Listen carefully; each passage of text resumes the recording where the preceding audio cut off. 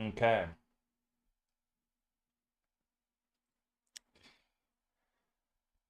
All right, folks, it's July 15th, 2025.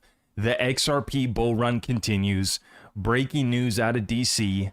And we're talking about the crypto legislation, crypto week that's underway. President Trump bringing in 11 of the 12 Republicans that were holdouts on the Genius Act, which is the stablecoin legislation that they voted on today.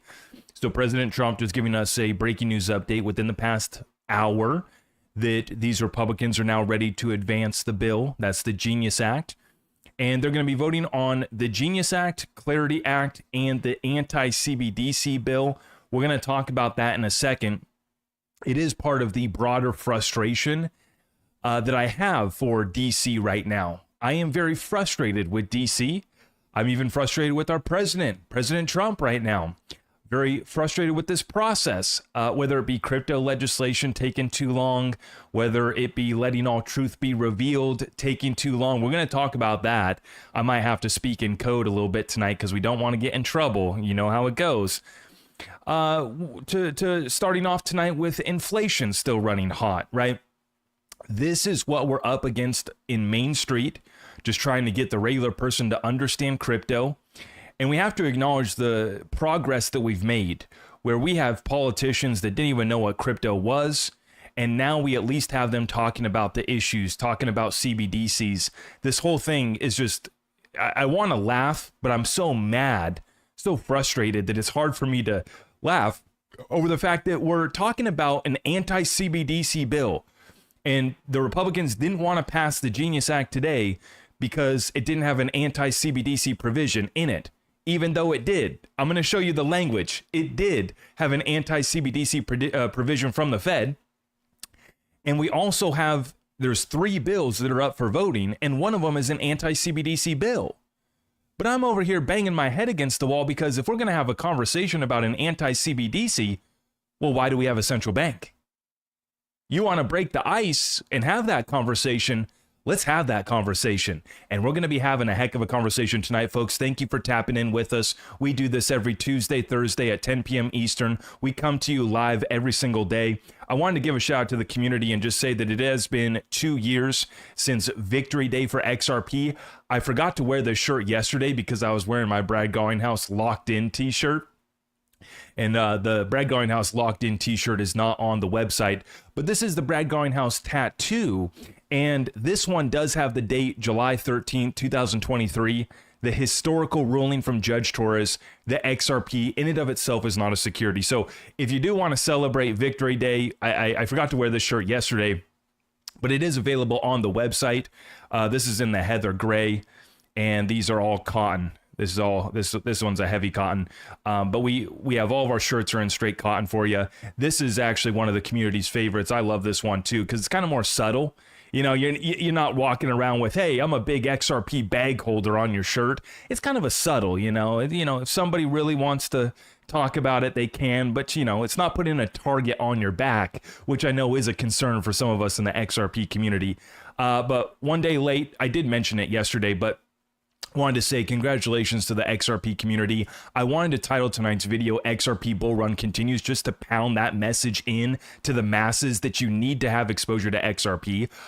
In my opinion, I'm not here to give anybody financial advice, but I just tell you what I do, and I think it would be insane to not have exposure to XRP right now, along with our other utility cryptocurrencies based in America. They've been the leaders since the election. They will continue to dominate this bull run. And I'm seeing a lot of people talking and hoping and praying that their bags of crap are going to, when's this alt season coming? We haven't been waiting around for alt season because these assets have already taken off. They're already up 300-400% now for XRP since the election.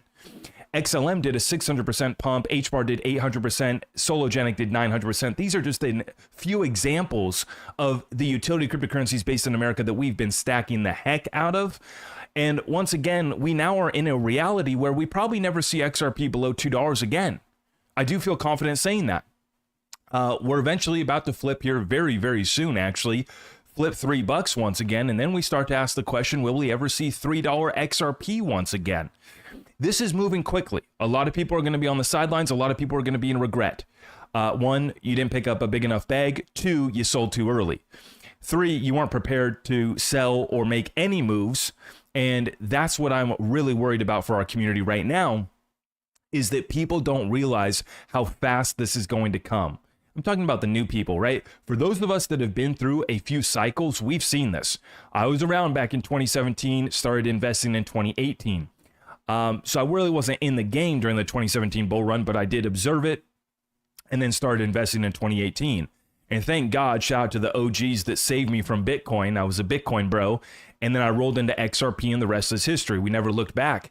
And that's, well, paid out really well for us so far, and it will continue to pay. The point being, we've been through the cycle in 2021 where we saw XRP even going up to $2 was exciting. And what we did as a community is we took advantage of 4.5 years of this lawsuit, missing the last bull run, and now preparing for this next bull run where we finally get set free with legislation. The case is over. The ETFs go live. There's no more excuses for anybody, not for XRP and Ripple, not for Stellar XLM, not for HBAR, not for any other cryptocurrency. If your rubber's not meeting the road and you're not getting some serious traction, there's something wrong. Okay, that's a ship that you don't want to be on. And a lot of you guys are on some ships, and trust me, I am too. I am very honest about some of the bags of crap that I hold, and I can't wait to dump. And we really got to be looking over our portfolio right now because this bull run is on. XRP and utility assets will lead the charge, but some of you guys are looking to get exit liquidity on some of the bags of crap that you hold. I think it's coming, but you may need to lower some of those targets on some of those cryptocurrencies.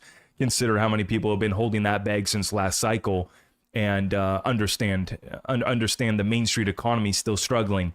Let's get into the update, guys. Speaking of Main Street, inflation CPI lie comes out today. And it reads 2 straight months higher, 2.7%, highest since February of 2025. Strong labor market, which has beat expectations for 3 months. And it's only strong in the data, the manipulated data, right? Folks getting their second and third jobs just to make ends meet. The new tariff set to go live on August 1st. So we still have a little bit of risk, a little bit of uncertainty around the tariffs. And so this sets the stage for Jerome Powell to keep on sticking it to President Trump and keep on holding those rates tight. Now, it's not just Jerome Powell, it's the Fed, it's the FOMC, and they're the ones making this decision. And right now, what we're seeing in the data, even though it's the CPI lie, they're only reporting maybe half of the real inflation, it is trending back, even by the government's own manipulated data. And so the Fed's been backed into a corner. They're getting exposed from President Trump, saying that Powell is too late. He's a moron. He should resign immediately. And now we're seeing calls from even Senator Loomis and others today calling for Chair Powell to resign, saying he must resign immediately. Scott Bessent, our Treasury Secretary, acknowledging that the formal process to replace Fed Chair Powell has already begun. Corey Avila, thank you for the 10 spot. Thank you for supporting the cause, guys. We couldn't do it without your support, whether you are just liking our videos, helping us out by sharing them out far and wide, dropping a little super chat down for us. Thank you so much. The XRP family merch, we have it available for you. If you want to get tapped into our private community, you get access through Patreon to get into our Discord group. And one note on that I was going to mention is that one of the other reasons why I was so frustrated this morning is because I wake up to a scammer that had paid to get into my Discord group and made up this weird story about how they got scammed and how, I just joined your group and now I'm getting scammed and this is bad and da-da-da. I look into their deal. They were a scammer. They were a scammer, and I don't know what their approach was, the angle on what they were, trying to get some sympathy. I lost $400 to a scammer, and I'm looking into their stuff and their story. We got the team on them. None of their story matches up, and I check. They were a scammer using a private email to mask who they actually were. And so it's another example of how relentless these scammers are going to be. They want your XRP. And I really wanted to sound the alarm here to start this off. It's incredibly frustrating for me, and it breaks my heart to hear about people losing so much XRP and other crypto to these scammers. So please, I caution you and urge you to stay safe out there. I will never direct you to move crypto. We only accept US dollars for our XRP family merch. If you want to do a one-on-one call with me, if you want to join our Patreon, that's all US dollars. So we don't even accept crypto for anything at all. I will never direct you to move crypto. I will never offer copy trading. I will never ask you about QFS wallet. I will never ask you about Flare airdrop. I will never DM you, period.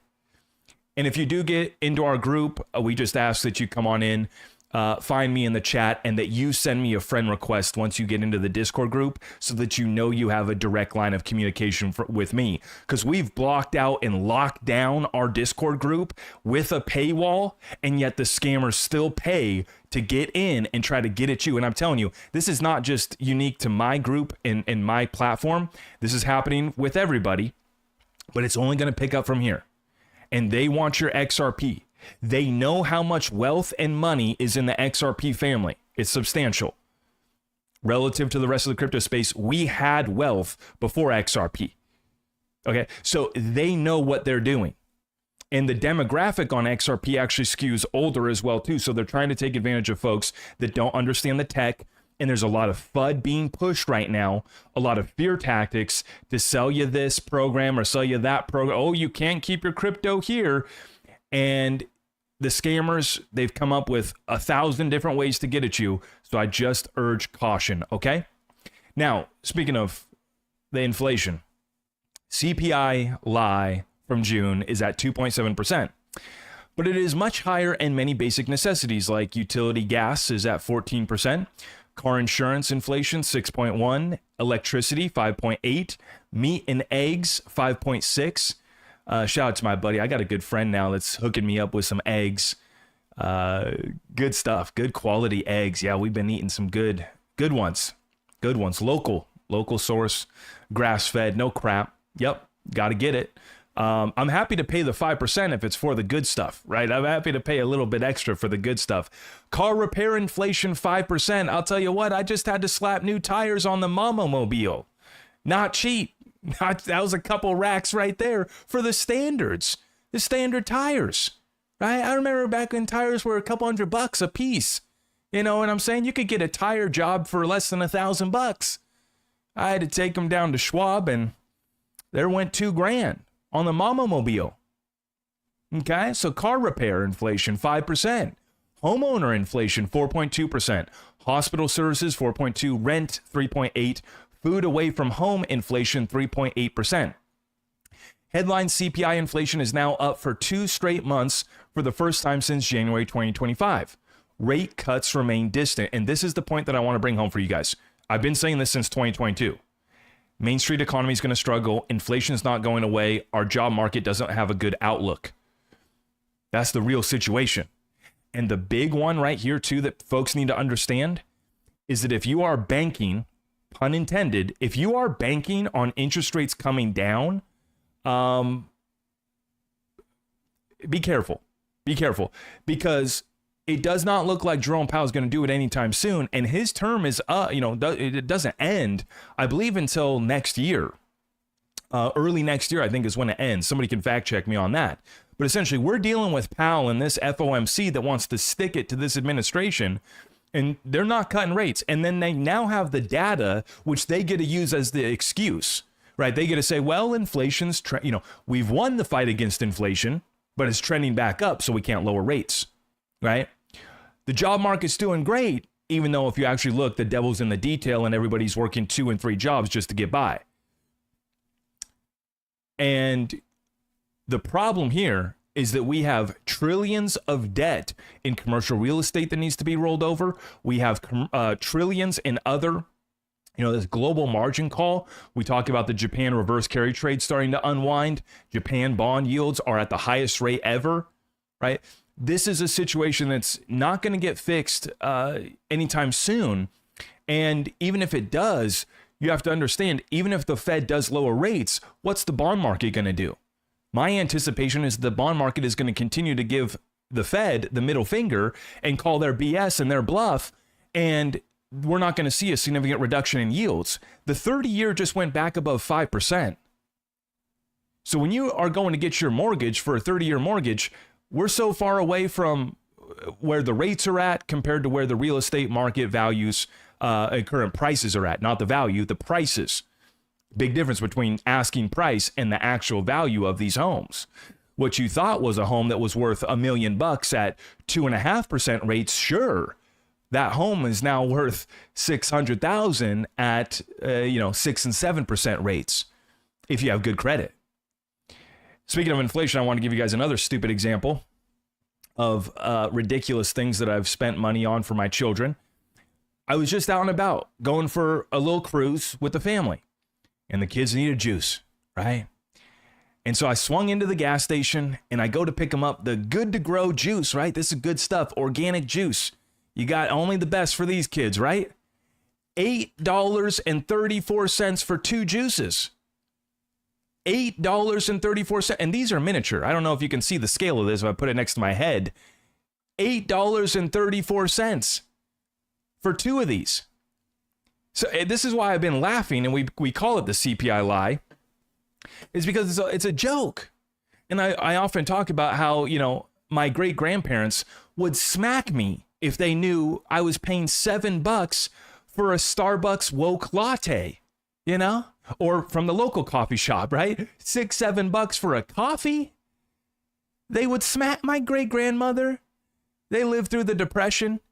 They couldn't believe the reality that we are living through, paying $4 for a little. Come on. And they try to tell us inflation's 2%. For those of you guys with a family, you know what we're really paying. And I've been saying anything that matters is 20 to 50% plus compounded, bare minimum. Some things are up 100% or more since 2020. This is not going away. Not going away at all. Now that we're done ranting about inflation, we're not done ranting tonight. We're going to be here all night, but I see Brenda came in with the 20 spot. Thank you very much, Brenda. Dennis came in with the 5. Spaces the Dev Chris in Japan said you were a scammer over Link2. I ripped his that you are not a promoter and he didn't know Shiite. Hey, Dennis, thank you for having my back. I know who you're talking about. Another hater for no reason, right? Don't have their facts straight. They're trying to come at me. And it's just, we've seen these guys come and go, and, they've tried to deplatform us. They've tried to do everything in the world to stop us. And we've actually tried to uplift these builders, which is the unfortunate part, is some of these guys that we've actually tried to help platform. I've been saying for 4.5 years that I've had a YouTube channel, come on my show for free if you're building utility on the XRP ledger. No promo, no sponsor check, no nothing. There's no pay to play. If you're building real utility, I want my community to know about you. So I've been trying to lift these builders up. But yet these builders are the biggest haters. So thank you for setting them straight, Dennis. A lot of these guys, you know how it goes. We'll get them caught up to speed eventually. Charles, thank you for the 20 spot. Appreciate that, Charles. Thank you so much, Charles Brewer. Always supporting the cause here. Thank you so much. I did see that another one came in from our good friend Nick Patterson with a big hundo. How we doing? I forgot to say cheers, everybody. Thank you, Nick. God bless you, my friend. God bless you, brother. Great guy, Nick.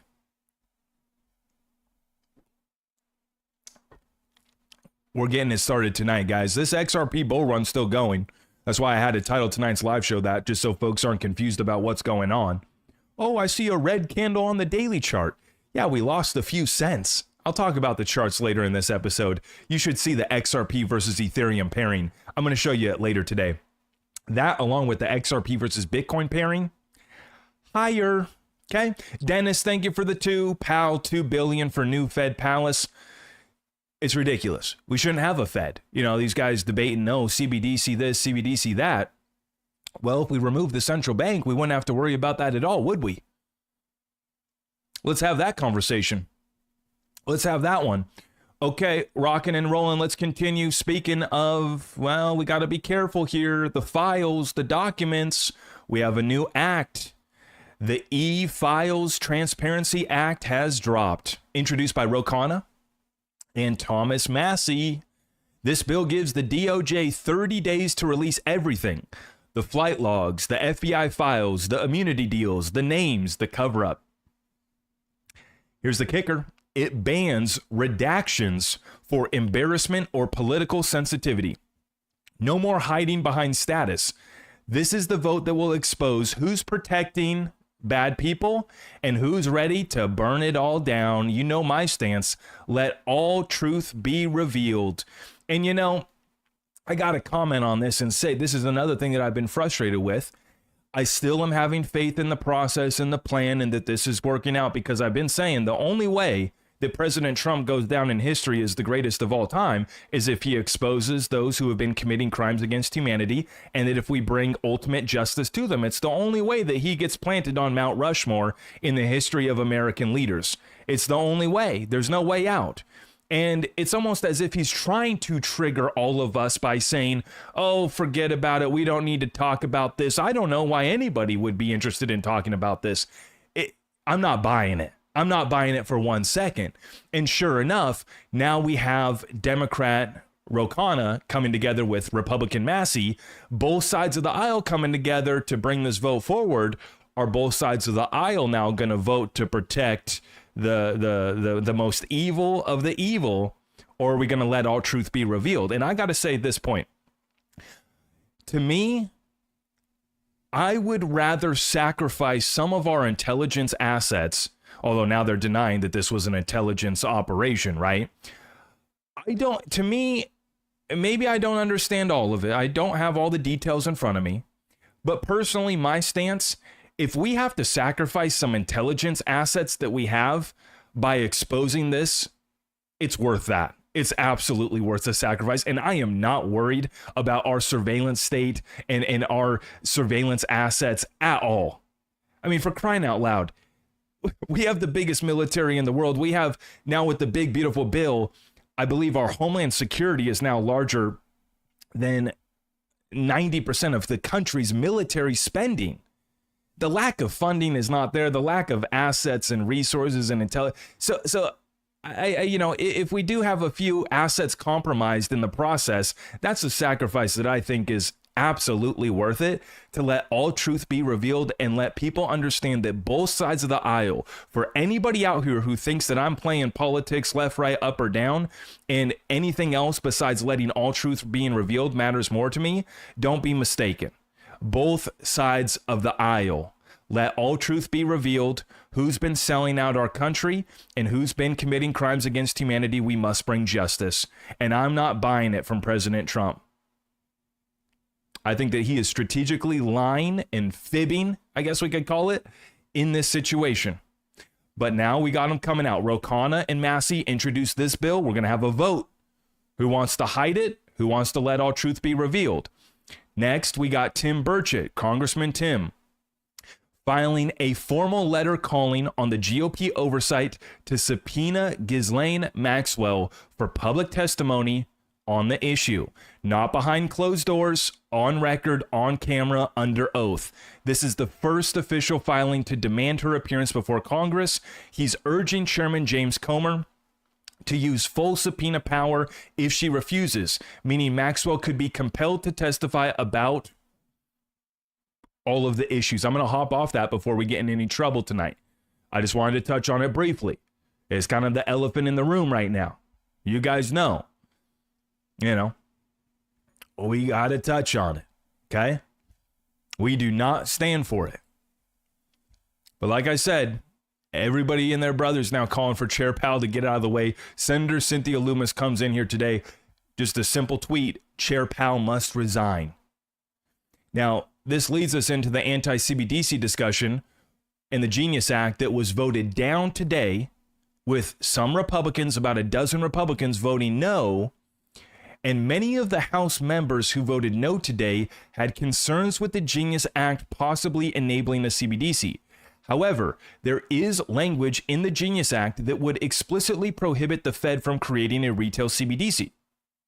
So do these politicians actually read the bill? Is it even possible for them to read some of these bills that they get in the middle of the night and they got to vote on it tomorrow? The section below says that the bill shall not be construed as expanding the Fed's authority to offer services directly to the public, meaning it cannot authorize things like digital wallets, personal accounts, or anything that veers into CBDC territory. So what was the issue? Right? Now, And we also have a standalone anti-CBDC bill that was going to be voted on as well. So the only thing that I could gather is that they wanted the anti-CBDC legislation included in the Genius Act, which is the stablecoin bill, but it was. I don't know if this isn't explicit enough, but to me, this is pretty explicit. The Fed can't authorize digital wallets, personal accounts, or anything that veers into CBDC territory. Huge shout out to Eleanor Terrett with the scoop, and she has the update on the procedural vote, which has been scheduled for tomorrow around 12:20 p.m. Eastern, according to the House voting schedule just sent out by Steve Scalise. If the procedural vote passes, we could see debate and final passage votes start afterwards. And this is after President Trump updates us that he met with 11 of the 12 congressmen and women necessary to pass the Genius Act. And after a short discussion, they have all agreed to vote tomorrow morning in favor of the rule. Speaker of the House, Mike Johnson, was at the meeting via telephone and looks forward to taking the vote as early as possible. I want to thank the congressmen and women for their quick and positive response. Make America great again. Now, I had to check on where we're at because it's so hard to keep up on this, right? This is a procedural vote. This isn't the final vote. So after they agree on this procedural vote tomorrow morning, then they start the final vote. And this is in the House. Remember, we have two chambers. We have the House, we have the Senate. That's what makes up our Congress. Now, the Genius Act was already passed in the Senate. So when the Genius Act passes in the House tomorrow with a final vote, it goes off to President Trump's desk for signing. But the Clarity Act, which is the market structure bill, and the anti-CBDC bill, this would be the first passage in the House for those bills. Then they would have to go to the Senate. Then they could go off to President Trump. So the Genius Act is a little bit further along, and we could see this signed into law this week. I don't know if they're going to be able to squeeze in the Clarity Act and the anti-CBDC bill through the House tomorrow, through the Senate.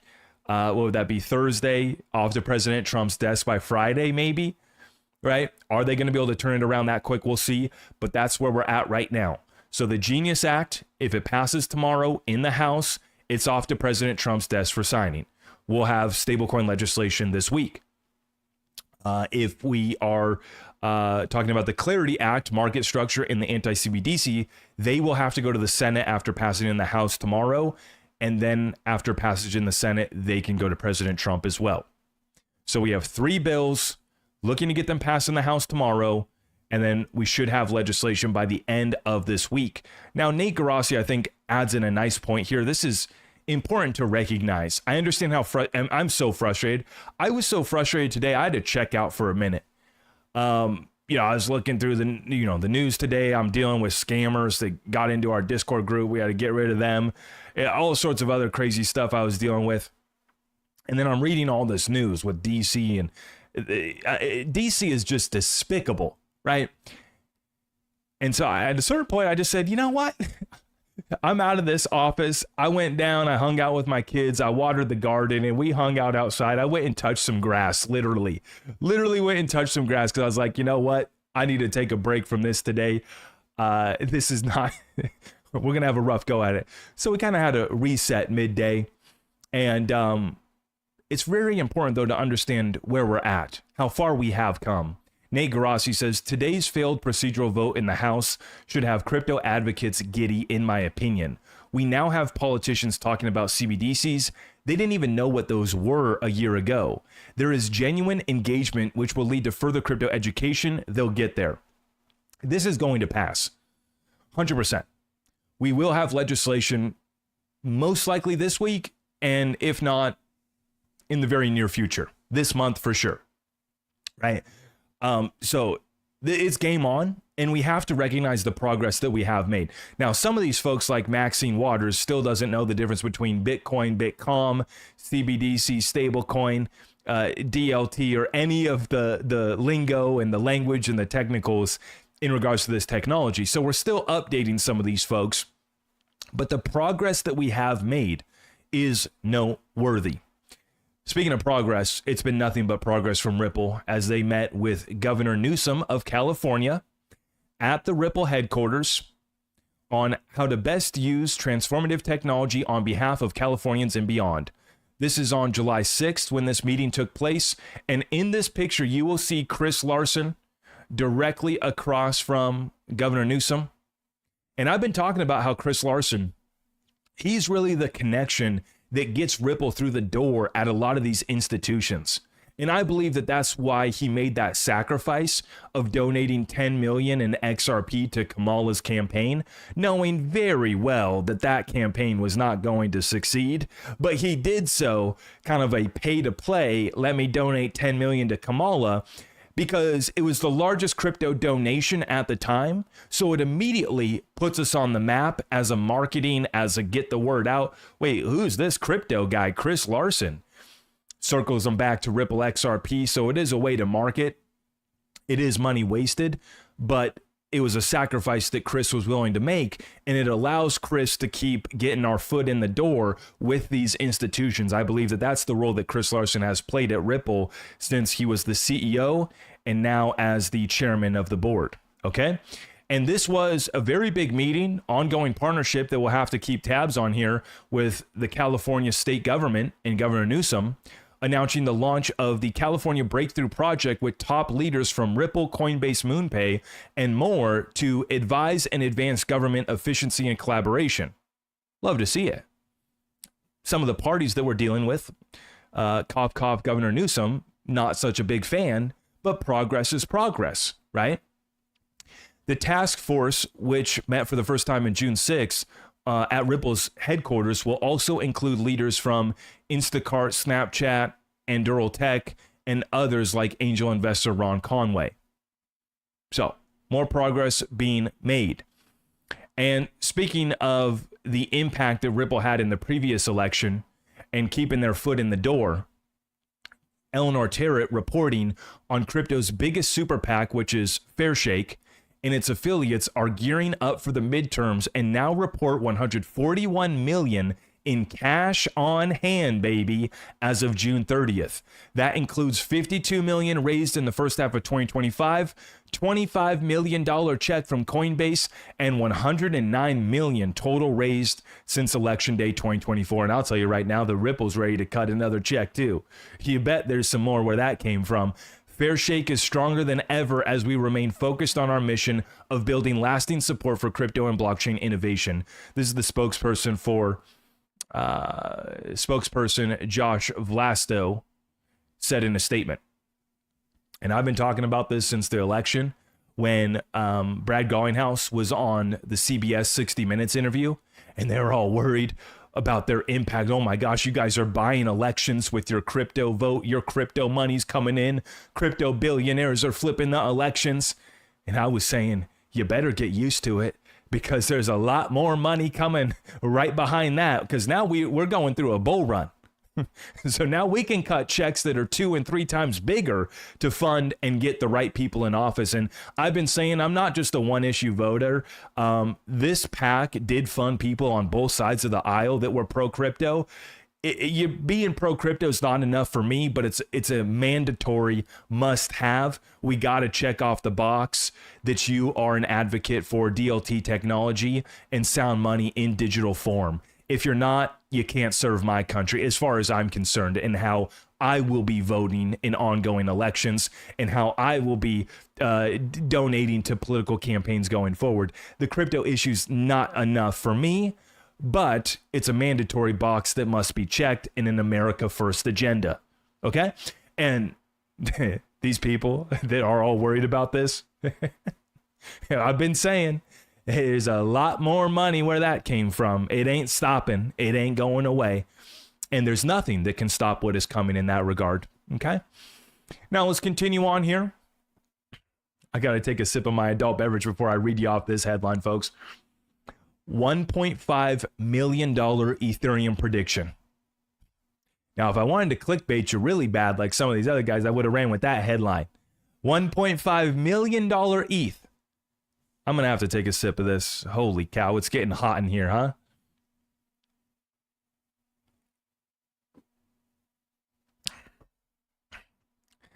Crypto Eddie says, have you noticed? You will. The big mindshare narrative and storytelling propaganda campaign for Ethereum has begun. You got Tom Lee of Fundstrat, who literally can't speak anything that's bearish, cannot come out of Tom Lee. It's just not possible. The dude is bullish no matter what.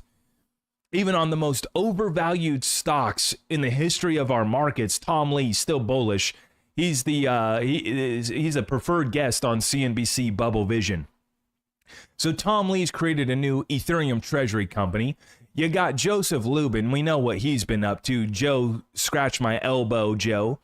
Sam Tabar, CEO of Bit Digital. And now Eric Jackson, who pinned a post that he bangs the drums, have all been activated. The new Ethereum price prediction, 1.5 million. This is from EMJ Capital founder Eric Jackson. Says approved Ether staking ETFs could kick off a rally that could see it rise by more than 100-fold and eventually hit 1.5 million per token. And I tell you what, we're not allowed to talk about a $5, $10, even a $50 XRP. God forbid we talk about a $100 XRP. If you talk about a $1,000 XRP, they want to institutionalize you in an insane asylum. But these guys can call for a $1.5 million Ethereum. And boy, are they cooked. These ETH bag holders, some of you are probably listening to me right now. I'm sorry. I just got to give you the truth. I can't sugarcoat it for you. Okay? Ethereum's lagging. And if this doesn't do it, I don't know what will. The approval of the Ethereum staking ETFs, that's a big deal. Because what we've seen so far is that the spot Ethereum ETFs have not been enough to push Ethereum to a new all-time high. Bitcoin got its ETFs, immediately went to a new all-time high. Still going to new highs as we speak. For Ethereum, the inflows have been weak. The demand has been minimal. Ethereum has barely gotten even close to setting a new all-time high. And so if the staking ETFs doesn't do it, I don't know, is Vitalik going to roll out with another update? Merge 3.0? I told you that the ETH 2.0 merge was going to be the biggest flop in the history of cryptocurrency updates. And that's exactly what it was. Didn't fix any of the issues. In fact, some people argue it actually made Ethereum more centralized. Hey, but I got to say, I just find it hilarious. These mass marketing campaigns of crazy price predictions, right? And yes, the XRP community is guilty of it. You got some crazy folks out there making XRP content, you know, but hey, I'm an advocate for free speech. So if you really want to talk about XRP going to $1 million, God bless you. You have the right to do it. Do you have real analysis to back that up? That's where we get into an interesting conversation. But I'm here. If you want to say XRP is going to 10,000, God bless you. If you want to say ETH is going to 1.5 million, you probably should be checked out. That's how I feel. But hey, God bless you. If you want to say that Bitcoin's going to Michael Saylor targets, God bless you. I think you're definitely going to be wrong. But Bitcoin's proven me wrong time and time again. So we'll see where it ends up. But watch out here, okay, because they're bringing out this campaign now. This Bitcoin maxi campaign still ongoing. And now we're seeing the ETH narrative get cooking. And the reason why I bring this up is not just to crack my jokes and make fun of Ethereum bag holders, because I know that some of you guys are them. I'm urging you to set your exit targets at reasonable prices. I'm urging you to consider how high Ethereum could actually run this bull run, and consider how many other people are holding that bag of ETH that they can't wait to get rid of either. Hence why some of these guys are talking about it going to $1 million, because they just want to hit that exit liquidity at 10K. That was a God-given trajectory for Ethereum. Ethereum had to go to 10K. That was just a foregone conclusion. Yet we haven't even set a new all-time high for Ethereum this bull run. So let's just watch the inflows and the big, basically the last saloon in town for Ethereum is the staking ETFs. Now that that's getting approved, is that going to drive more inflows? We did just see the second largest inflow day for the Ethereum ETFs ever. That was last week. Ethereum reclaimed 3,100 earlier today, I believe. So it's back above 3,000. You're starting to get up there. But if you've been waiting to get some exit liquidity for ETH, you can cheer on these guys that are talking about it going to $1 million, while at the same time setting your limit orders so that you can make your escape from a chain that's, to put it nicely, struggling. Okay? Now, let's get into XRP versus Ethereum from a chart perspective. Crypto's TA here on X says that XRP is pulling back versus Ethereum. It's going to revisit weekly support and form an inverse head and shoulders before lift off next week. Let's take a look at the chart here. Little pullback, back test, inverse head and shoulders. How you doing? All-time highs for that coming in? I think so. When you look at the XRP versus Bitcoin pairing, you see the same thing as well too. Guys, we're almost to Q&A, so tee up your questions, tee up your comments. I'm going to be going through rapid fire Q&A. Couple more data points. We're going to look at the chart here, look at the inflows. Papa Mama Gucci on X. How do you guys come up with these names? You guys are crazy. Mama Gucci. What the heck? How did we get here? XRP bull cycle only lasted about 274 days.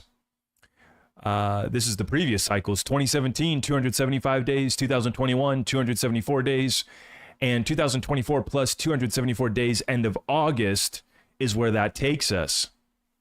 XRP and the entire bull cycle may come to a conclusion within 47 days. And I don't think that a lot of people are ready for that. Now, does it mean that we're going into a long, drawn-out bear market and that XRP is not going to see another new all-time high for 4 years? I don't think that that's the case. There is a potential scenario where we get a double top like we've done in previous cycles, where we would see, Bitcoin run up to, well, it's already done 123,000, but maybe it extends up a little bit further, 125, 130,000. XRP goes up to 4, 5, maybe $7. And then we would get a little bit of a pullback, wave 4 correction. And then we would do a final wave 5 that would carry us into November and December, which is when Bitcoin has topped out in all of the previous cycles. It was November of 2021. It was December of 2017. It was December of 2013, where Bitcoin has topped out on these 4-year cycles. So the 4-year cycles is part of a bigger liquidity cycle that goes back for 40 plus years. People have been asking me, do you believe in the 4-year cycles will continue? And I say, maybe not so much for crypto specifically, but the broader liquidity cycle will continue as long as we have this Federal Reserve and they're continuing to manipulate our monetary policy. Then I would anticipate 4-year liquidity cycles continuing into the distance if we continue with the status quo. Now, as I talked about at the beginning, if we abolish the Federal Reserve and, reset, revalue, and restructure our financial system, maybe we could get away from that. As it relates to crypto and utility assets like XRP, there's still too many bullish catalysts to why I say it's not going to take us another 4 years to go see another new all-time high for XRP. And maybe the drawdown's not going to be as deep for these assets that are still getting inflows from ETFs, institutional adoption, real utility in a blossoming ecosystem for DeFi and the XRP Ledger ecosystem. All of these are drivers that say that this could actually extend out further and that the drawdown won't be as deep. But as far as timing the tippy top of the cycle, this bull run, like this year, this could come in the next 47 days. Now, I already said we're out till September 7th because Waters Above Crypto brought my attention to a couple dates right there at the end of August, August 23rd into September 7th. And so we've lined that up with our charts, and the path to an all-time high is clear. It's just a matter of how high will we extend up here on this wave 3, which is what we're currently in. When you do Elliott wave analysis, wave 3 is the most aggressive. So we've already done wave 1. That was the run up to $3.40. We did a wave 2 back down to $1.60, and we are in the middle of wave 3 breaking out. And so this will be the most aggressive and biggest percentage gain rally for XRP here potentially. And then typically we would have a wave 4 pullback and wave 5. And the way that this is timing out is it looks like we'll be completing this wave 3 move for XRP, into August and maybe even the beginning of September. and then we'd have a wave 4 correction, and then wave 5 would come in towards the end of this year, November, December, if it plays out like it has in the past. But past performance is no indicator of future performance, right? Or whatever the saying is. But I'm going to show you my XRP chart and the exact timeline and targets that I'm talking about right here.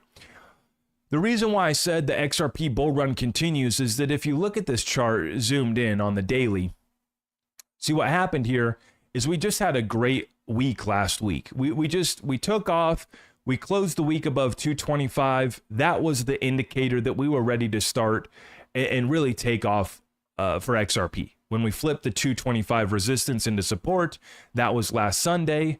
We closed off the week there. We knew it was time to go. I did not expect it to pump this fast. We pumped up to $3 on Friday, closed off the day down here at 272, 273, and then we closed off Saturday at 274, very low volume, but then we gained 10 cents for the next 2 days.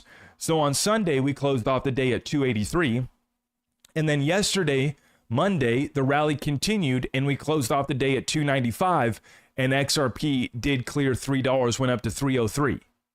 Okay? Now today, we had a red day. Oh no!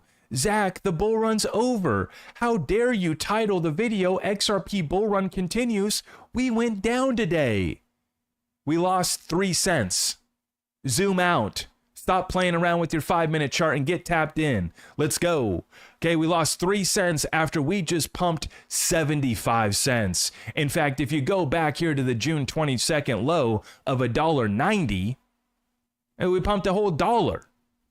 We're not here for a dollar pump. Sure, we're still expecting much higher prices. But I can tell you that our net worth in the XRP family just changed significantly, going from $1.90 to a $2.90 XRP. And losing 3 cents today on a day with low volume, on a day when DC was doing their DC dance and basically was a buzzkill that brought the market back down here today, which I warned about. I warned about yesterday, the ISO go live date for FedWire and the crypto clarity or the crypto week. I've been warning for the past 2 weeks, maybe even longer, the past month, that folks have had their eyes on the July 14th date. Oh, ISO go live date, right? ISO go live date. And I've been saying that was a buy the rumor, sell the news.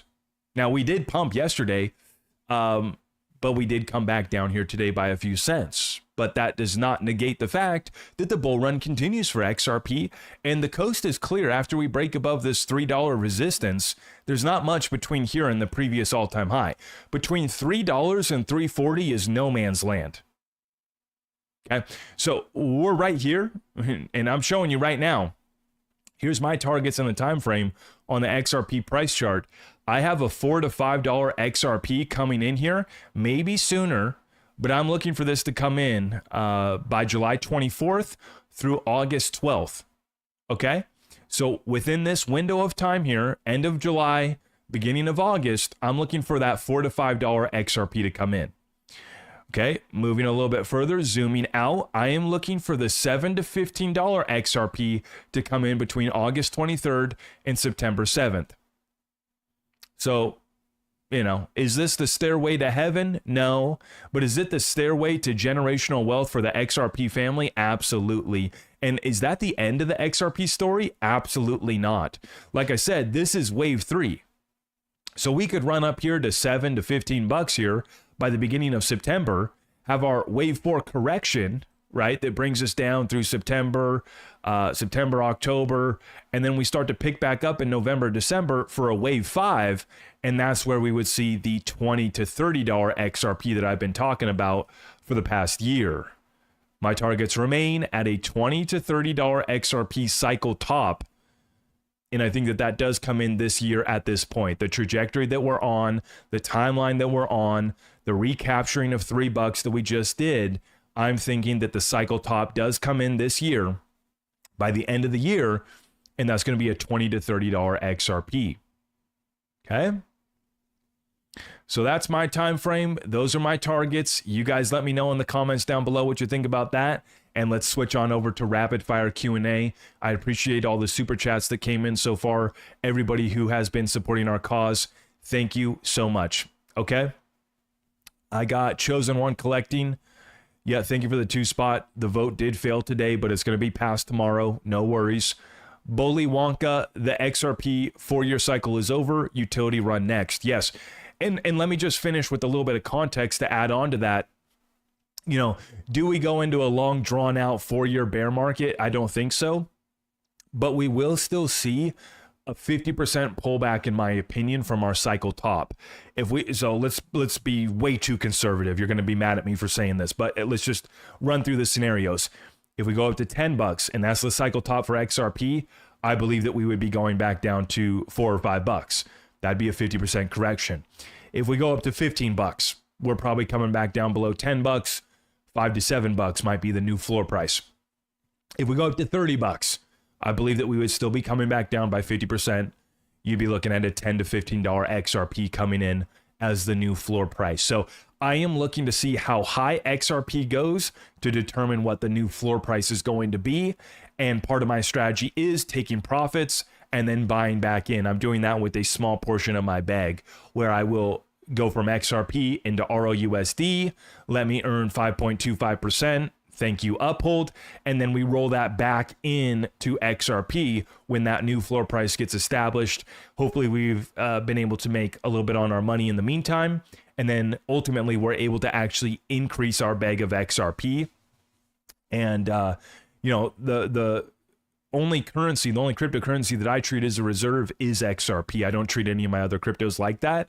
And so I've established exit targets on every single other position I have. I am preparing for this to come in within the next 60 days, a wave 3 move. And if we hit some of my targets, I'm going to be taking profit, not just on XRP, but on others. And then we'll look for the wave 5 blow off top towards the end of the year. That would be the final point to take profits. And then it's a matter of coming back and picking up new floor prices on XRP, XLM, XDC. Now, if you're new in this game and you're still stacking your XRP, this might not be for you. If you're not a trader like me, then this wouldn't be for you. I self-direct all of my investments. I am in this every single day. I only leave the office if I get too pissed off at the DC dance, and then I go touch some grass. But other than that, we live this every single day. And so for me, I'm much more active than many other people in the community that maybe are just in a position of, hey, I'm just going to continue to accumulate. I'm going to continue to hold. You'll be great. You'll be great. Dweez, thank you for the $50 Canadian. Respect the Zach and the pump. Who was that guy? That's a famous clip. Respect the pump. I got to pull that out. Can we get a respect the pump? Can we get a respect the pump in the chat? I got to play this. It's one of my favorite videos. The pump always, guys, respect the pump. I respect the pump in all assets. Why? Because it's kind of like karma. You know, the power of the pump always comes back to you if you respect the pump of other people. It's crazy, but I have this belief that whatever pumps, you have to pay respect. Because otherwise, if you're like, oh my God, this. Wait a The pump always, guys, respect the pump. I respect the pump in all assets. Why? Because it's kind of like karma. You know, the power of the pump always comes back to you if you respect the pump of other people. It's crazy, but I have this belief that whatever pumps, you have to pay respect. Because otherwise, if you're like, oh my God, this scam coin is pumping again, actually you are kind of rejecting the pump from your life. Maybe it's a bit out there, you know, woo-woo, but we all gotta believe in something, and I do believe in the power of the pump. It's kind of like, you know, let the pump be with you. I went to bed yesterday. I told you guys on Twitter, good night and let the pump be with you. Okay, this is how I see. It's like this force. It's like this force that is all around us. And if you are really inviting the pump into your life, it will come. The pump. That is legendary. That's Ivan on Tech. Huge shout out to Ivan on Tech. Respect the pump. I wonder, has he put that on a shirt yet? That'd be a good piece of merch right there. Let the pump be with you. That's a good one right there. Let the pump be with you. I'm gonna have to hit up Ivan on Tech and see if he wants to collab on that. If he doesn't have a merch guy, let's get that going. I'd buy that from him. Let the pump be with you. Hey, let's get it going. Rapid fire Q&A. Hit me with it, guys.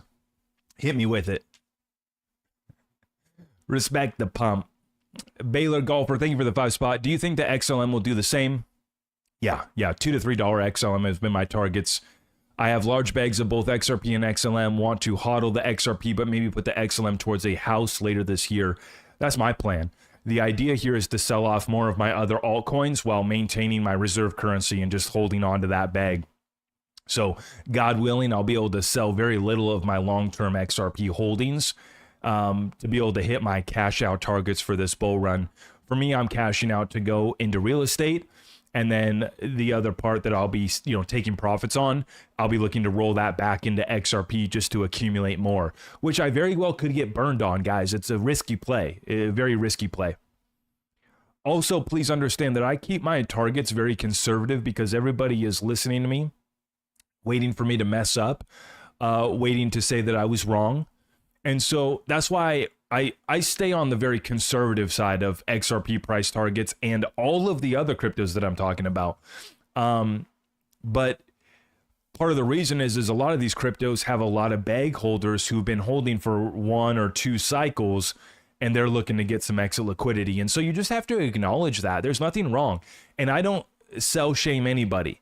If somebody needs to sell half their XRP to pay off some debts and do a deal, or if you're like me, you want to take some profits on XRP because you went all in crypto for 7 years and you need to get some real estate now too, that's a move that I'm willing to make. It comes down to ROI and risk, how risky you're willing to be with your portfolio. And I have a position where I can sell some of my XRP and still have a few, right? I can still have a few.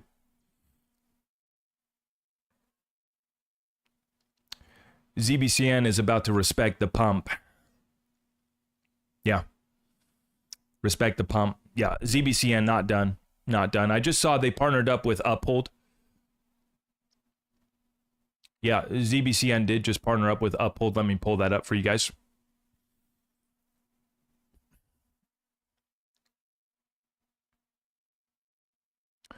Okay. Yeah. So they just brought on two new team members. Senior Product Manager, Stelios Gerogianakanis. I probably butchered that.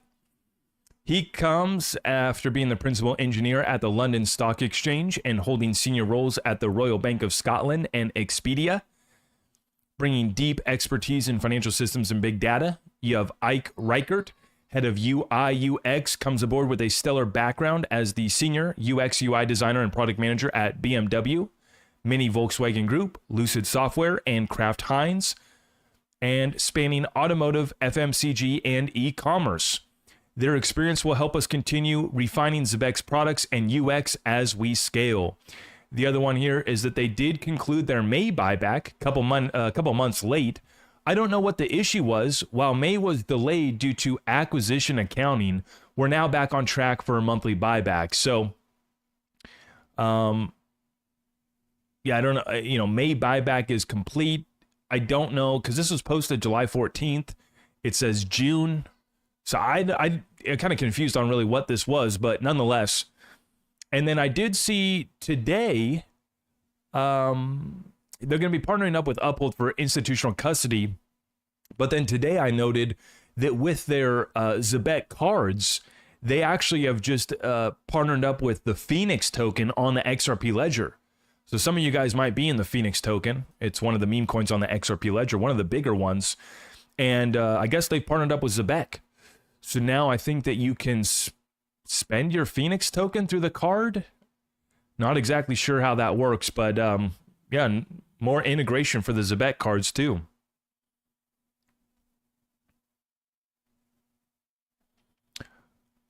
Yeah, H-Bar. What do you think H-Bar will do this bull run? Rondo Sims, thank you for the 5 spot, my friend. H-Bar, I have similar targets to XLM. I would encourage everybody to watch my H-Bar deep dive. That's in my 2025 coin review playlist. I give the update on fundamentals, everything happening in the ecosystem, and I really only touched on the basics. But I also provided my price targets, which is $2 to $3 H-Bar. I think I said it would top out maybe at 220. So I'm looking for it to go just past $2. Once again, very conservative. I'd be happy to be wrong, and hopefully we see a lot more. Chris Maslowski, thank you for the 5 spot. Isn't it crazy that since Elon said Trump was on the list, the Dems are asking, begging for that list? All part of the plan. It better be, my friend. Otherwise, I'll be praying for this country, because people are going to be raging. Republicans, Democrats, everybody, no matter what your background is, we ain't buying it. And we want all truth to be revealed. So yeah, I agree 100%. JJ Marketing, thank you for the 10 spot. Ada is on my hit list to get a position in lately. Looks really good, and have to say that Charles is conforming nicely in and around the industry thoughts. Said this for a long time, that I really respect Charles Hoskinson. I really like Charles, even outside of crypto. I used to listen to Charles Hoskinson. He would provide updates on his YouTube or Twitter or whatever. And I thought that they were very informative, passionate conversations that he was having, not just on crypto, but other topics as well. Big into entrepreneurship, big into American capitalism and business and freedom. So I'm a big fan of Charles, and I respect him a lot for that work. From a price standpoint, I think that you could see a 10-bagger on Cardano from today's price targets, right? It's at 70 cents last time I checked. I'll take a look at it right now. But if you get Cardano, yeah, it's at 74 cents right now. Let's see where my targets are at. Yeah, I got Cardano here. Why is this? I don't know why my chart got out of whack there a little bit. Yeah, but yeah, I got targets right up to $10 for Cardano. So definitely a nice move there. Definitely some opportunity. I'm not thrilled on their ecosystem, from an institutional adoption perspective. They have a thriving ecosystem, a lot of developers. There's some cool stuff happening. But as far as like, hey, this institution or bank is using Cardano, there really isn't any that I know of. I'm not in that community, so maybe I just am not aware. Somebody could let me know if I'm missing out on that. I don't hold any Cardano, so, I'm neutral on the subject, on the token. I don't have any bias. I don't have any bags. I'm not jumping at the opportunity, though, even though I do think that you still have significant upside on Cardano. Yeah, at least a 3 to 5x with ease on Cardano, in my opinion. It's just not a project that I get on the edge of my seat talking about. You know what I'm saying? Because I like to see addressing trillion-dollar problems, and I like to see institutional adoption. Because that means that we're going to pump, but we're also going to be able to hold those prices. A lot of these projects, yeah, I anticipate that they're going to pump, but I don't care to hold on to them because I'm not seeing ecosystem growth and institutional adoption that keeps staying power and value within the price of the token. But I'm bullish on Cardano. Tim asks, thanks, Zach, for all you do. Thoughts on when crypto tax framework may surface? We don't become the leaders in digital assets in the world unless we remove capital gains tax on crypto. It has to be done.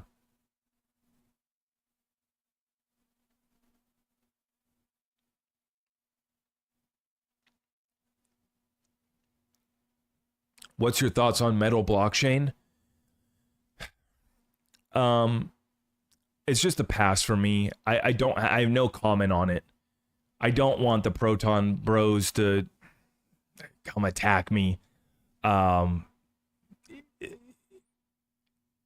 If the community wasn't lashing out to attack everybody, they would have much more success with getting adoption, in my opinion.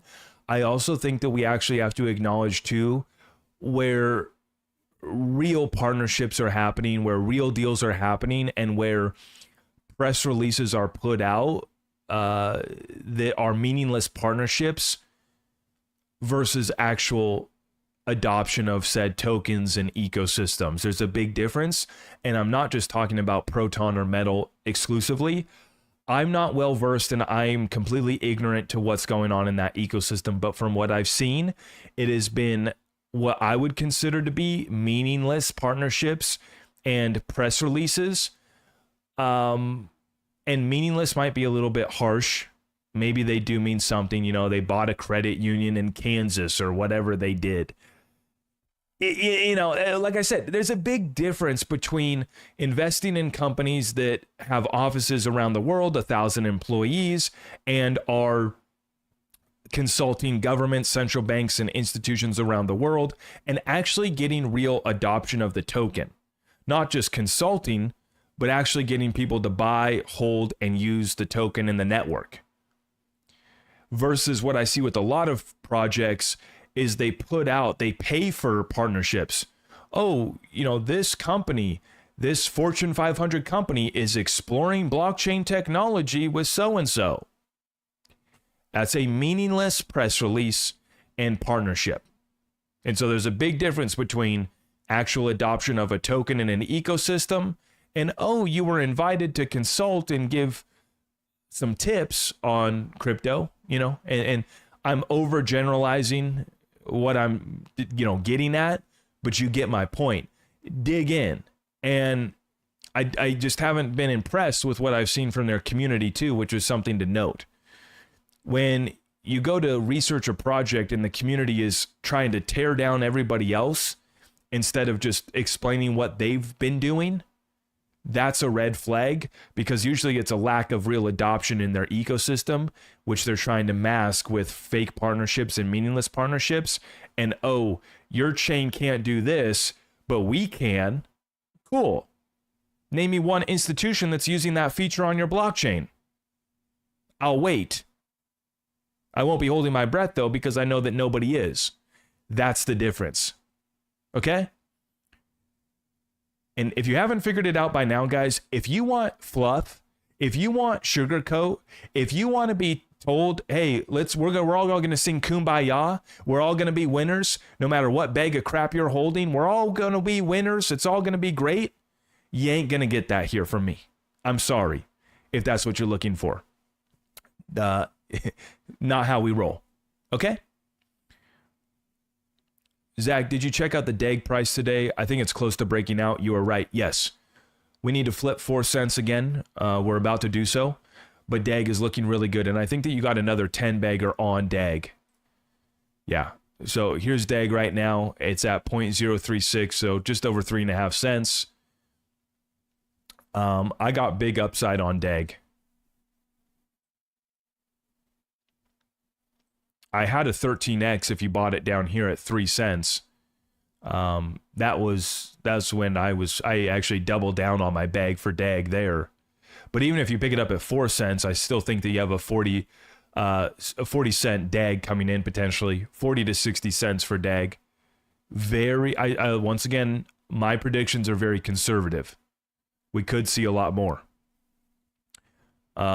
Another coin that I talked about, and my deep dive is available on my 2025 coin review playlist, is Sologenic, and I want to show you the chart on Solo right now. This thing's broken out as well too.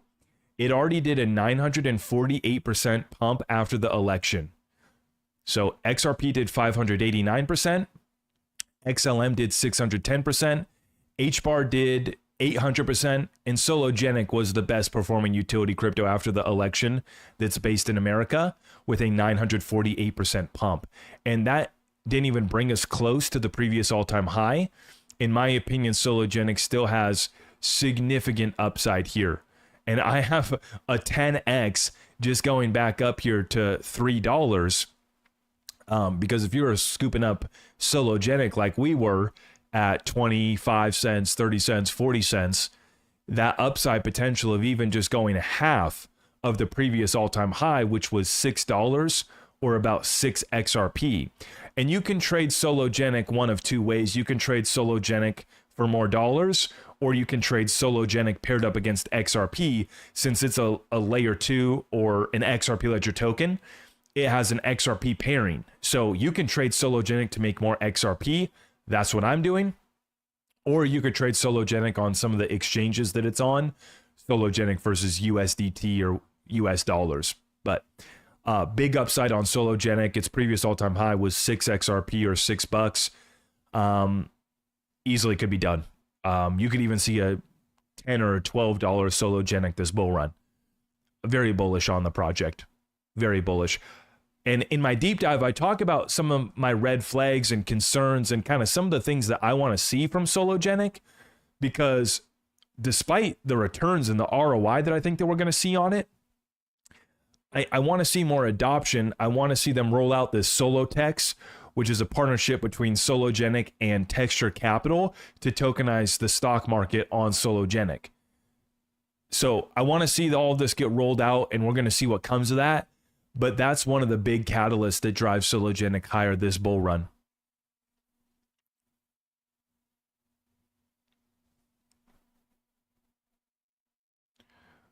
More info on that crypto, please.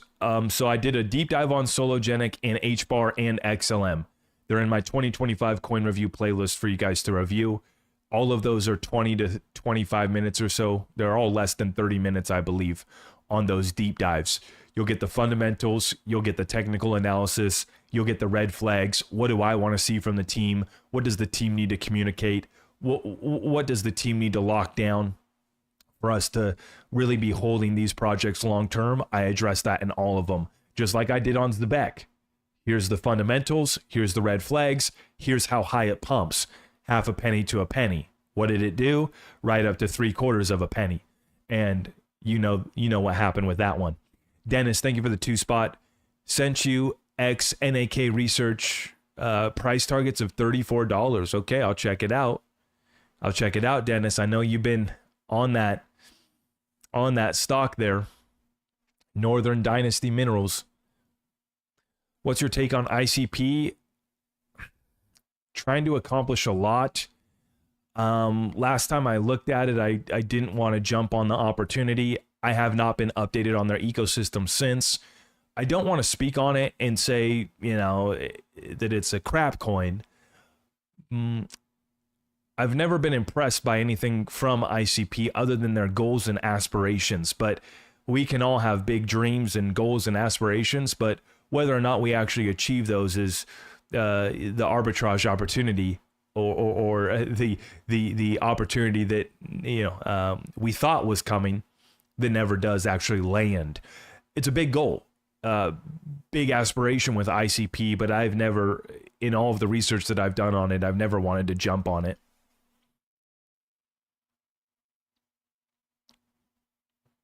What does having multiple bags mean, and when is the time to get rid of one or more? That's a very good question, Ian. So when I speak about multiple bags, I'm mostly talking about XRP. With some of these other cryptos, I might hold on to 10 or 20% of my bag. So that would be my long-term holdings of XLM or HBAR. I'll probably hold on to some, but I do plan on selling about 80% of those bags. And then for XRP, I have multiple bags. I got a bag on Uphold. I got a bag on Caleb and Brown. I got multiple wallets that I use to trade the XRP Ledger memes. I got my long-term holding bags that I'm not touching. So those are the bags of XRP that I have. And I just sent another big bag of XRP to Caleb and Brown last weekend. I'm just telling you how I'm doing it. I already have a bag on Uphold, and I already have been telling you guys that I've been loading up Caleb and Brown. But just this last weekend, I cleared out all of my XRP wallets that I was using to trade the meme coins on XRP Ledger. I drained them all to zero, and I sent it all to Caleb and Brown. Sent it all over there to Caleb and Brown. Okay? So I'm giving myself the best chance to take profits on these cryptocurrencies by having it strategically placed on different exchanges and brokerage platforms. I'm also planning on using the XRP Ledger DEX, go from XRP into RLUSD. And that's what I'm really curious to see, is how well the liquidity will be between XRP and RLUSD during this bull run cycle top. That's going to be very interesting to see. But I give myself as many chances as possible. That's why I have multiple exchanges and platforms. Does Caleb and Brown operate in Oregon? Yes. The only state that they're not in is New York. And I have Caleb and Brown linked up down below. You're going to want to tell them that you're with my community, because they are prioritizing our community. They've been doing that since we started working with them at the end of last year. So let them know that I sent you. Use my link on down below, and they'll take very good care of you. Okay, we've been sending a lot of people their way, and we have no complaints at all from Caleb and Brown at all. So they are available in Oregon. The only state's New York. They're not available in the UK, and they just had to drop you guys up in Canada, unfortunately. So I'm hoping that Caleb and Brown can come back to those states and those territories soon, but it's just a matter of the regulations, in Canada, the UK, and New York are not ideal. But many people mistakenly thinking that Caleb and Brown is just an Australian entity. All of the US clients are actually under a US LLC, a subsidiary of Caleb and Brown. Also, furthermore, when you have your assets on Caleb and Brown, they use Fireblock's institutional grade custody. So you actually are holding your crypto in a US based entity in Fireblocks. That's the institutional grade custody. And then furthermore, Caleb and Brown has a subsidiary LLC in America, and they're actually setting up new offices in Florida. So I know some people have been worried about dealing with people out of Australia and how draconian the Aussie government has been. Reasonably so. It's a concern that I had as well, but we have been informed that actually that's not the case. The US clients are actually held within the US LLC subsidiary, and your assets are always going to be in institutional grade custody provided by another American company, Fireblocks, which is basically the standard of institutional grade custody, along with Anchorage and Ripple custody. And there's a couple other players as well, but those are the big ones. What happened to the Genius Act? DC dance, that's what happened. A few Republicans thought that they need to have anti-CBDC language within the bill, but there already was anti-CBDC provisions in the bill. So I don't know if they're going to add another little additional language to that or not. But President Trump says that they've now come to the table. They're ready to sign it. So tomorrow morning, we're expecting the House to vote and pass the Genius Act stablecoin legislation, the Clarity Act market structure bill, and the anti-CBDC bill as well. Okay? Caleb and Brown was just bought out, which also was another concern for our community. Let me address that real quick. Caleb and Brown was bought out by the largest exchange in Australia because they wanted a US customer base, and Caleb and Brown has one of the best high net worth US clientele lists. And they have a list of high net worth individuals from the United States because they've earned our trust in our business, because they've given everybody such good service. And so they saw how successful Caleb and Brown was. They wanted to expand into the US. And so it was a no-brainer acquisition for SwiftX. But it's very important to understand that the companies remain two separate entities, basically a subsidiary now of SwiftX. And so it's completely separate. There's no really involvement other than the SwiftX resources now back Caleb and Brown. So now Caleb and Brown has more back-end resources and funding to be able to serve us better. And we still get personalized brokerage service. It's still the same customer experience.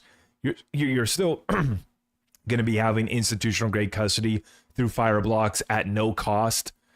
Nobody else is doing that. Nobody else is offering institutional grade custody if you have less than $1 million and doing it for free. I don't know of anybody else doing that.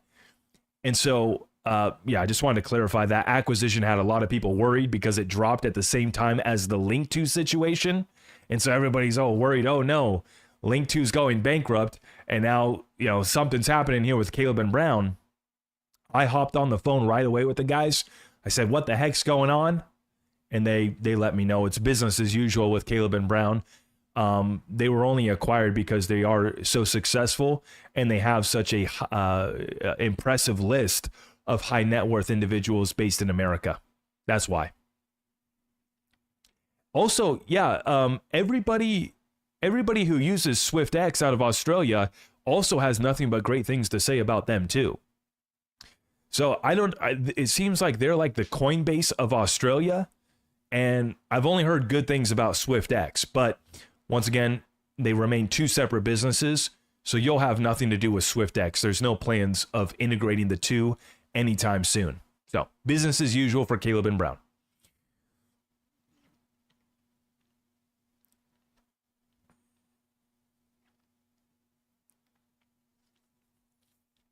Also, I like to add this, context for everybody.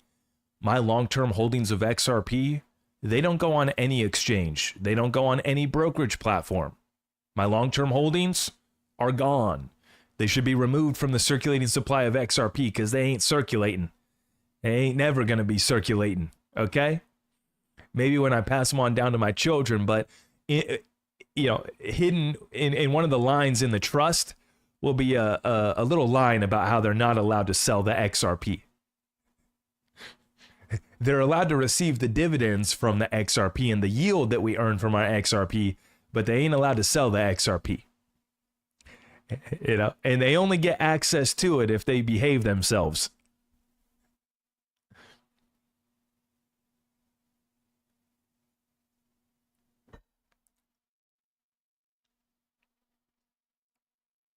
Oh, I see the Proton bros are upset in the chat.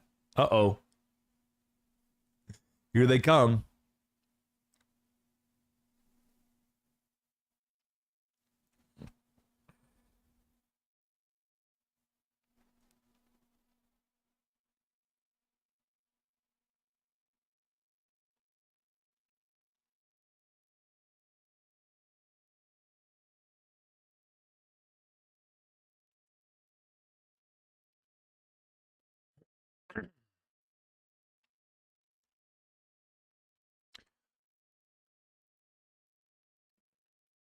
Okay, let's get rid of some of these trolls. We got to get rid of the trolls, Guys, something else.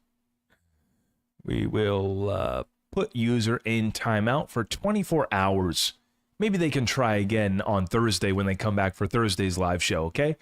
5,890 viewers between YouTube and X. How you doing? If you guys haven't already, let's make sure that we've liked this video. Help us out by sharing our content out far and wide. How do I keep my XRP? Long-term holdings in cold storage. And then my trading bags are on Uphold and Caleb and Brown primarily. I have very little on Coinbase actually right now.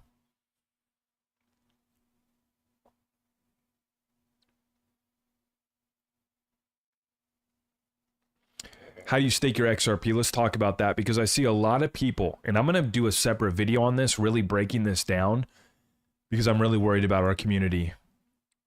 I love the fact that our community's holding XRP. We're going to borrow against it just like the rich do, just like the Rockefellers and all the elite families have done. And I don't even like to call them elite because we can do the same thing. There ain't nothing elite about it, right? We can do the same things. We can set up the same trusts, the same entities, take advantage of the same tax code, all of that. I love the fact that our community is going to hold on to so much of our XRP and we're going to borrow against it. But before we borrow against our XRP, we need to understand what we're going to do with the loan. Okay, because there is no way to stake your XRP to validate the network and get a return, a yield or an interest for staking your XRP. There's no native on-chain staking for the XRP ledger. Now there is the AMMs. So you could add your assets to the liquidity pools on the AMM and you could earn a yield that way. Para Commando, thank you for the 20 euro. Appreciate you, brother. Para Commando, thank you for the 20. Great show, Zach. Good job. Thank you. Appreciate you. You could use the AMM to get yield. You could use Flare, which is a, DeFi opportunity here. That's truly decentralized. You could use some of these C DeFi opportunities that have now come about.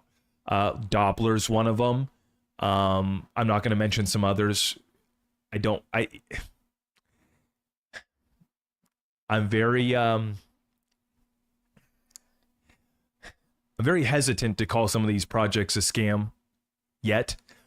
even though all of the evidence and all of my research brings me to that conclusion. But I don't want to call them a scam yet, but it's not looking good.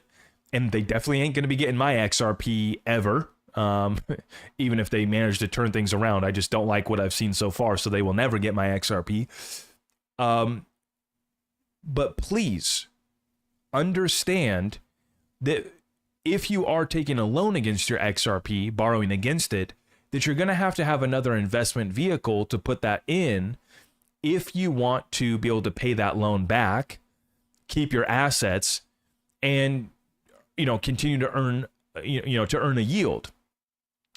If you are not self-directing your investments and you're not going to take a loan against your XRP to run a business, go invest in real estate, go invest in a business, go invest in anything else that's self-directed, then you need to find somebody who is going to be your partner or is going to be your fund manager, somebody that you are going to invest in.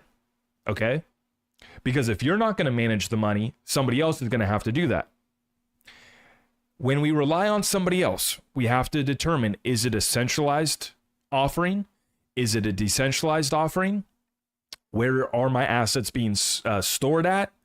Where is the yield coming from? We got to ask ourselves, how sustainable is that yield going to be going forward? Whether our loan is 1 year, 2 years, 5 years, whatever it may be. You need to ask yourself, what is the track record of the DeFi opportunity, of the centralized opportunity, of the business that I'm going to go invest in, of the real estate opportunity that I'm going to go invest in? You have to have that lined up before you go take a loan against your XRP. And so now is the time to prepare for that. Because I worry about a lot of people who are sitting back and they have the right mindset of holding your XRP and borrowing against it just like the rich do. We never sell, we just borrow against it. This is what I plan on doing. But I have been studying real estate for a decade. I know exactly how I'm going to invest in the real estate asset class. I got professionals on my team that are going to help me with that. And so we're going to hit the ground running. When I go to borrow against my XRP, this thing will be in motion. Okay? And I also know that I like to self-direct my investments. So I'm continuing my education, whether that be learning trading, whether that be learning how to invest in private equity. That's the other thing I'm going to be moving into, whether it be real estate or whether it be expanding into other business opportunities. If you're going to do it, you need to be investing in your education, your partnerships, and your team right now. I worry about folks that are sitting back just thinking, and even if you are going to find somebody else that can manage that deal for you and spit you back out a return, you need to conduct due diligence on who's going to keep your assets safe, who's going to give you the best yield or the most sustainable yield, right? With a portion of that you're going to allocate towards DeFi, maybe a portion you go into a little bit more risky play. We give them a little bit of XRP. They're offering a higher yield, but the way that they're generating that yield is a little bit more risky. Okay, we give them a little bit. And then maybe you have a more sustainable yield fund or DeFi opportunity that you're going to go into that's only going to pay you, 4 or 5%. Nothing crazy, but it allows you to earn passive income on your XRP. But one thing's for certain, no matter what, you are going to have to conduct your due diligence, whether it be the XRP AMM, whether it be Flare, whether it be another DeFi opportunity, whether it be a suit showing up to sell you with the slideshow presentation, their incredible opportunity. Because I already told you, and I'm going to reiterate it, these people are coming for your XRP. They are coming for your wealth. They are coming for our community in particular. I would argue that the XRP community was the wealthiest crypto community before crypto. Now, the Bitcoin community's made a bag. The early adopters of Bitcoin, a lot of them, yeah, sure, they made some money. And there was some wealth in that community with those investors before they came to Bitcoin, sure. But from averaging out the communities, I would say without a doubt that the XRP community had the most wealth before crypto was a thing. And that's why we're going to be targeted, is because we already have wealth, and then we have big bags of XRP. Everybody and their brother is going to be coming for your XRP with a promise of this, that. Oh, we can generate you yield. I asked Doppler Finance straight up a couple days ago. I'll show you guys right now, just to show you what I'm talking about. To me, this was an unacceptable response from Doppler. This doesn't fly. If you really want my XRP, this ain't going to cut it. You know what I'm saying? I'm not a cheap date. Okay? You're going to have to wine and dine me a little bit and explain where this yield's coming from, which they failed to do. I'm going to go to my profile. I'm going to go to my replies. And where did I hit the old Doppler Finance? And I just think that these guys need to be more forthcoming with their programs, with their business model. So I put out a tweet yesterday, and I asked the question, was that our last chance to buy XRP under $3? A lot of people saw that tweet, and obviously it was not our last chance to buy under $3. We did come back down below $3. But Doppler Finance comes in and they comment, for those looking to accumulate XRP and concerned about being priced out, depositing on Doppler Finance offers a way to earn yield and grow your holdings over time. Wow, that sounds great. How are you guys generating yield? Very simple, straightforward question. What's their answer? To learn more about Doppler Finance, please refer to the official documentation. Well, thanks, but I've already read your documentation. And it gives vague general statements about how your quants are going to deploy this and that strategy. Once again, very vague, very general, without any actual substance to how the yield gets generated. I have not seen them conduct any interviews explaining how the yield is generated. I have not seen the faces of this team shown for the XRP community to see. And yet you think that you're worthy of our XRP. Please come correct before you ask for our XRP. At least that's how I feel. I know some people have already gone to Doppler, and I had some people comment and said, "Oh, I'm in Doppler. I already got my money." And I know what you got. It was 3% on your money. And that's fine. It's not enough for me, and it's not a track record that we can look at. There is no track record. We barely know who the team is. We don't know how you're going to generate your yield other than vague statements about deploying your quants. Yet you've raised tens of millions of XRP from our community, which is the frightening part, which is why I'm continuing to pound and sound the alarm about, before you give up your XRP to anybody, please conduct your due diligence. And for anybody who has a project or yield or DeFi opportunity or a centralized offering, or if you're coming to get any sort of money from the XRP family, please do better. You ain't getting anything from me with this approach. You're getting laughed out of the room with that approach. I'm disrespected by this offer. Personally, to me, it's disrespectful. Some would say I'm too intense, I'm too harsh. This is everything that I've worked for. And I'm just asking simple questions. And if you can't explain where the yield comes from in one simple sentence, we have a problem. We have a problem. Back to the Q&A. Back to the Q&A. How we doing?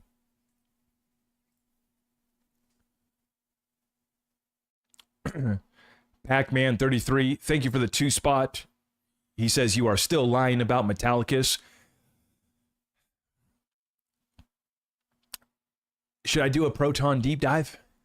Is that what you guys want? I've held back on my SHX deep dive because I didn't like the setup on SHX. I'm going to be honest with you guys. From a technical standpoint, SHX, it already kind of topped out from a full 5 waves completed, and maybe maybe it's not all the way full 5 waves, but anyways, the upside on Stronghold from this standpoint, from the point that we're at right now for what we could see for the rest of the bull run, I don't think is that great. And the problem that I have right now is everybody wants another Zebek call from me. Everybody wants another Zebeki. And I want to give you another Zebeki. I do. But these are not opportunities that we just come across every single week, every single month, you know? And that's why I've held back on my SHX deep dive, is because I know that everybody is expecting me to talk about the next coin and for it to go up another 10x so we all can make millions again like we did on Zebek. That's not going to happen with SHX. And so I've just held back for now because I'm letting some things kind of play out. I'm letting some things kind of marinate. They just did the escrow, but let's see some more. Now I can do a review on Proton, and I can do a review on your other coins too. I had somebody in my Discord group ask me about 4 AI tokens today, and I went through each one. And I explained why I'm very bearish on all of them. I'm very bearish on all of them. Okay? But I provided the real analysis behind that. And so if you guys want me to review Proton, I can. But we're going to have to go over the good, the bad, and the ugly. So as long as you're okay with that, we can do it. But people get offended when when I don't come out and say that the project's going to the moon, then people say I'm a fudder. Pancho Hernandez, thank you for the 5 spot. Zach, in your opinion, would it be better to put into an AMM, for example, XRP RLUSD, while XRP is at these prices, or wait till, say, XRP is around $7 up? It's a very good question. You're going to want to wait till later if you want to earn more XRP. Because as XRP appreciates against RLUSD, meaning if you went into the pool now, as XRP appreciates against RLUSD, you'll actually be earning more RLUSD. That's the way how the pools work with your impermanent loss. Versus if you go into the XRP RLUSD liquidity pool when XRP's topping out, say at $20, and then XRP starts to come down, RLUSD will be appreciating against XRP, so you'll actually be earning more XRP. It'll basically be, to simplify this so everybody can understand kind of how it works without getting too much into the technical details of it, you're basically letting the AMM dollar cost average into the other asset for you. So I'm planning on going into the XRP RLUSD liquidity pool when XRP goes above $20. That's when I'm going to be looking to go in. Yeah. And then I would be looking to pull my liquidity out when XRP comes back down to its new floor price around, say, 10 or $15. Because from then that point going forward, XRP will be appreciating against RLUSD. I don't want more RLUSD. I want more XRP. So that's how you play the AMMs.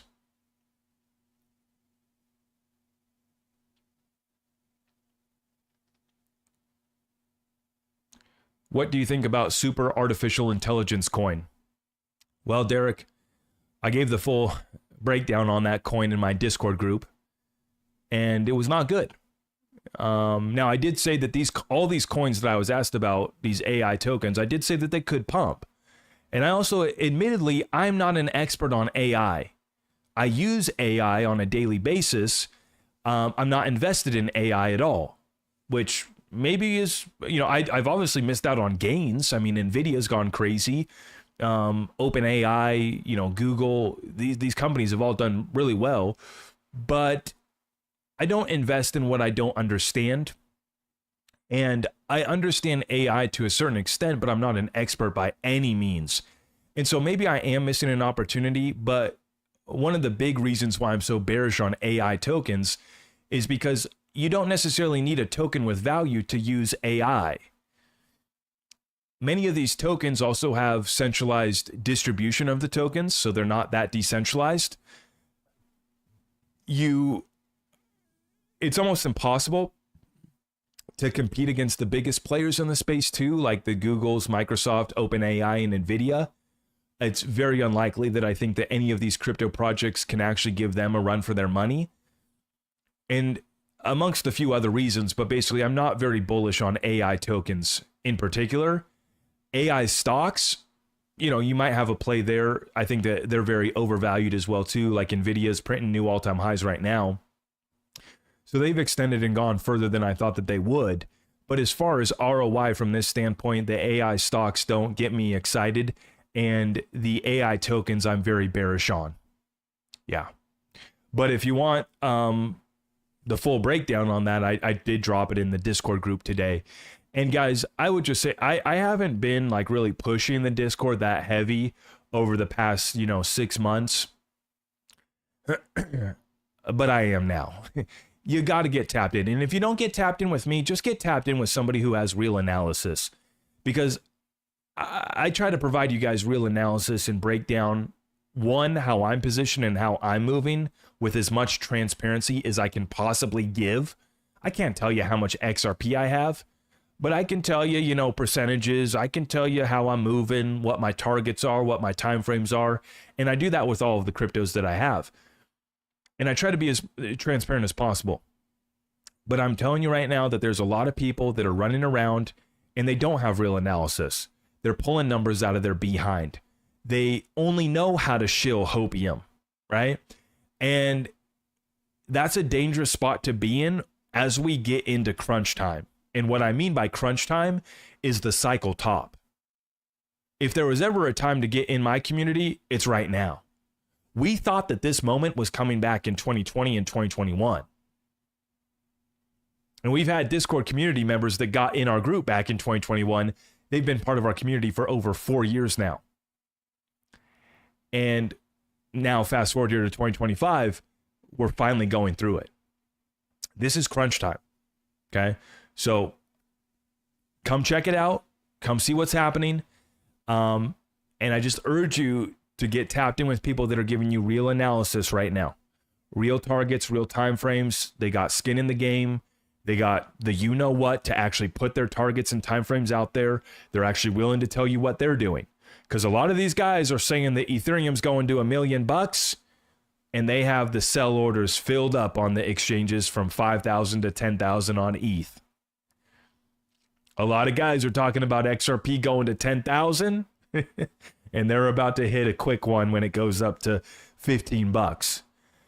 I'm telling you, XRP maybe can go to some of those prices. I'm not willing to rule out any high prices for XRP, but I'm also telling you that I do have some sell orders on the exchanges and Caleb and Brown and my brokerages, and I am looking to take a little bit of profit. So I just like to be honest and forthcoming with you guys. And my analysis is backed up by 6 years of investment experience in the cryptocurrency space. So, people that are much more into the TA than me. There's people that have been in crypto longer than me. There's very few people that are as transparent as me. Okay. And, there's a reason why our platform continues to grow so well. I think that people are respecting what we're putting down, and the fact that we didn't leave during the bear market. We ain't leaving during the bull run. And now more than ever is the time to get tapped in, because it is crunch time. And so I'm going to be updating my community in real time as we go through this over the next few months. And we could see a cycle top in the next 2 months here. 60 days. Actually less. Okay. Let me go back here. I saw a couple super chats did come in. Terry Glasgow, thank you for the 5 spot. Have you made a video on your prediction prices for each coin for this bull run? I share the price predictions in my deep dives. I have targets for XRP that I shared in my XRP exit strategy. My XRP exit strategy is available from last September. I'm debating on whether or not I want to do an updated one, but I have shared my updated exit strategies with my Discord community. In fact, I shared that in our last week's Discord weekly call. Some of my updated targets and timeframes and where I'm going to be taking profit at, and how my exit strategy has changed from last year to this year. My targets remain the same, actually. So my price targets were kind of spot on from last year. Now we have more data. Now we're honing in on the time frame of these targets. But if you want to get that, it is available in the Discord right now. And for XLM, HBAR, XDC, Sologenic, those deep dives have my price predictions in there as well too. But if you have targets for any other coin, you can just ask me, and I'm more than happy to give you my targets on any cryptos, right? Hinman speech 2.0 incoming, Zach. Oh God, I hope not. I hope not.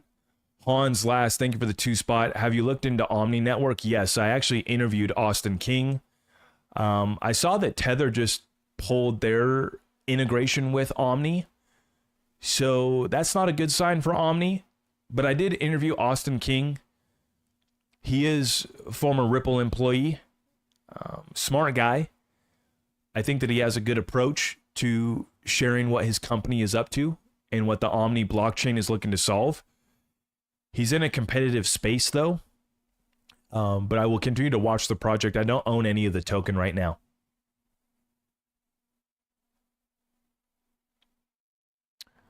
Okay, I just want to circle back and make sure that I didn't miss any other super chats. It looks like we are all caught up. I am going to wrap up the show here, folks. Guys, thank you so much for stopping by. We have over 6,500 with us in the chat right now between TikTok, YouTube, and X. All I ask is that you smack it, you tap it for us on the way out. I'm talking about liking the video, okay? And help us out by sharing out our content far and wide. We need to continue to expose this opportunity to as many people as possible. Friends, family, loved ones, let's get them tapped in. For those of you guys that are looking to join our private community, you get access through Patreon to get into the Discord. We have the XRP family merch. We're a couple days late on Victory Day, July 13th, 2023. The Brad Garlinghouse tee is available on our website. And I want you guys to stay ready because I've been working with my team in the background here on the rollout of some more hats and some more merch on the way. Not just XRP merch, but we're going to be doing some other cryptos as well. So we got a big rollout of some more merch on the way. Stay ready for that one. But then if you guys are looking for resources when it comes to exchanges, brokerages, wallets, I have them linked up down below. My favorite wallet right now is Decent. So check out that one. And then my favorite platform right now is Caleb and Brown. I just sent another big bag of XRP over to Caleb and Brown in anticipation of what's about to happen with XRP in the next 50 days. It's looking good. And so I'm getting prepared. I want you guys to be prepared. Get tapped in with us. If you haven't already, subscribe, hit that notification bell, and I will see you guys tomorrow. Okay? God bless you all. Thank you so much.